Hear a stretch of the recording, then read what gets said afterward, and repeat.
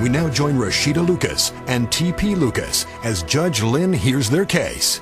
Mr. Lucas, you have brought Mrs. Lucas here to court in order to recover either your 2000 Camry that you said you upgraded or the value of the upgrades that you put in the Camry that you say she took. And I know that you're wearing sunglasses, which usually is not permitted in a courtroom, but I understand that you have an eye issue, glaucoma, and the lights are bothering you. Mr. Lucas, I'm going to start with you. Why don't you tell me how we got here and why it is you've needed to come to court to get this car back? Well, Your Honor, everything, there was nothing wrong, nothing. You know, everything was normal at my house. Everything was normal? Nothing wrong, nothing. Rashida told me, baby, I'll be back, and she left. You know, this was back in November. Mrs. Lucas, Mr. Lucas says you had a great relationship. Yes, we had a wonderful relationship. Why don't you tell me what was wonderful about it? It was wonderful. We were like best friends. I believe, you know, he's my soulmate. Everything was fine except... Except? He was too nice.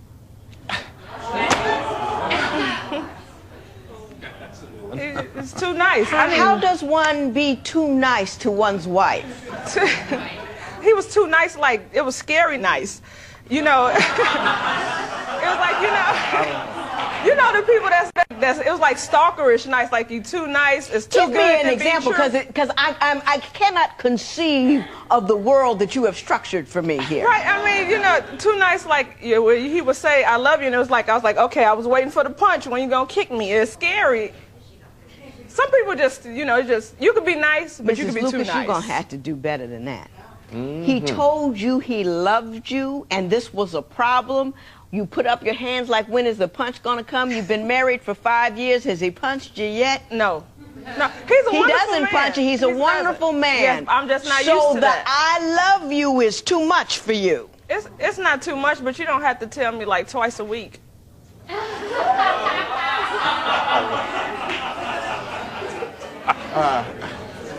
Can't figure that. So if I found you a brother that would run around on you, call your names, and smack you upside the head, you'd be in heaven. No, he don't have to call me names or smack me, but... He can run around on you. No, not that either, but... What do you want from a man, Mrs. Lucas? Yes. I mean... She told me that's what she wanted. What did she tell you she wanted? Well, she told me she wanted somebody to cherish her and don't run around on her. You know, all the things that a good man and a good woman should want out of each other. We agreed that because I had been married before, and my ex-wife, oh my goodness, she scared me. If I ever did it again, it was gonna be better than any other marriage, and I made the promise for keeps. This wasn't to be playing around, you know, and if nothing's wrong, where are you going? You know, there are women that would pull her head off her neck for a guy like me.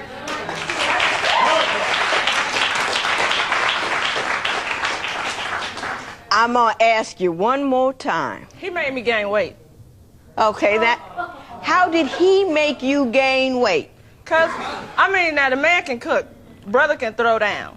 But he cooked 4-course meals for breakfast, lunch, dinner. 2 o'clock in the morning, if I was hungry, he wouldn't fix me a sandwich. This man would make a whole meatloaf, potatoes, a gravy, vegetables, a big stupid cup of Kool-Aid. I go to sleep right on that. Get up in the morning, he done fixed French toast, pancakes, grits, biscuits. So now I'm laying on food on top of the food I just laid on a couple of hours ago. So your complaint is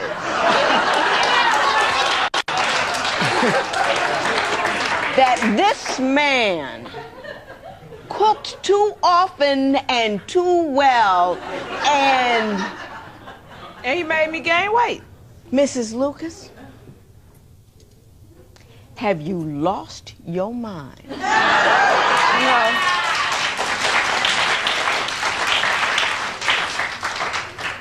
I have women coming in here whose men are leaving them because they got too heavy. You got heavy based on his...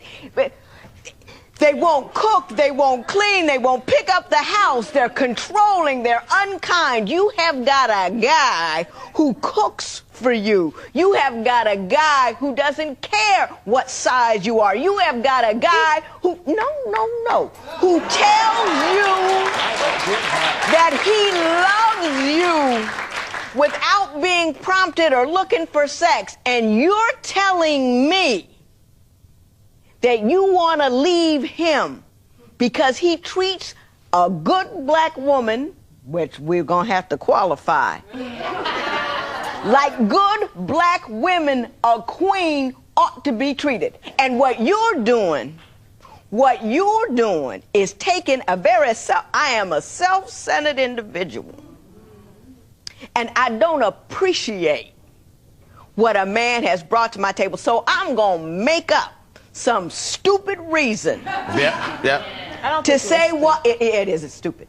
And I very rarely say that about anybody. Do I, Joe? I don't say things are stupid. Very rarely, because people have odd points of view. That's okay.